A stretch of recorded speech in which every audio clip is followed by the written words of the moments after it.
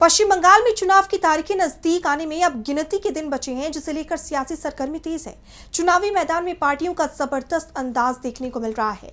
इस बीच भवानीपुर विधानसभा क्षेत्र में एक बड़ा विवाद खड़ा हो गया है। साथ ही एक ऐसा खुलासा हुआ जिससे बीजेपी एक बार फिर टीएमसी के निशाने पर आ गई है। देखिए रिपोर्ट। पश्चिम बंगाल की राजनीति में चुनाव से पहले एक नया विवाद सामने आया।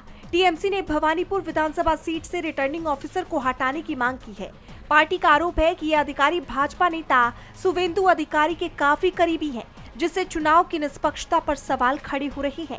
टीएमसी ने राज्य के मुख्य निर्वाचन अधिकारी मनोज कुमार अग्रवाल को एक शिकायत पत्र देकर कहा कि भवानीपुर सीट के लिए नियुक्त किए गए रिटर्निंग ऑफिसर की नियुक्ति पर गंभीर आपत्ति है। पार्टी का कहना है कि इस अधिकारी का सुवेंदु अधिकारी के साथ पहले से ही करीबी संबंध है, खासतौर पर जब ये अधिकारी नंदीग्राम 2 में ब्लॉक डेवलपमेंट ऑफिसर थे, तब दोनों के बीच नजदीकी सार्वजनिक तौर पर भी देखने को मिली थी। टीएमसी ने ये भी कहा कि इस तरह के संबंध होने से चुनाव प्रक्रिया पर पक्षपात का खतरा बढ़ जाता है और चुनाव की निष्पक्षता प्रभावित हो सकती है। पार्टी के मुताबिक रिटर्निंग ऑफिसर का काम बेहद महत्वपूर्ण होता है, जैसे नामांकन की जाँच करना, मतदान प्रक्रिया की निगरानी करना और नतीजों की घोषणा करना। इसलिए उसका पूरी तरह से निष्पक्ष होना जरूरी है।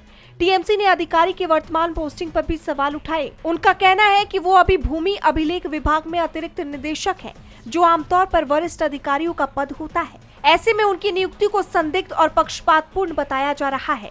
इसी के साथ पार्टी ने संविधान के अनुच्छेद 324 और जन प्रतिनिधित्व कानून का हवाला देते हुए कहा कि चुनाव आयोग की जिम्मेदारी है कि वो निष्पक्ष और स्वतंत्र चुनाव सुनिश्चित करे। साथ ही पार्टी ने आचार संहिता का भी जिक्र किया, जिसमें प्रशासनिक निष्पक्षता जरूरी बताई गई है। बता दें, टीएमसी ने इस पूरे मामले को संवैधानिक रूप से गलत और चुनाव के लिए खतरनाक बताया और चुनाव आयोग से तुरंत कार्रवाई करने की मांग की है, ताकि चुनाव प्रक्रिया की विश्वसनीयता बनी रहे।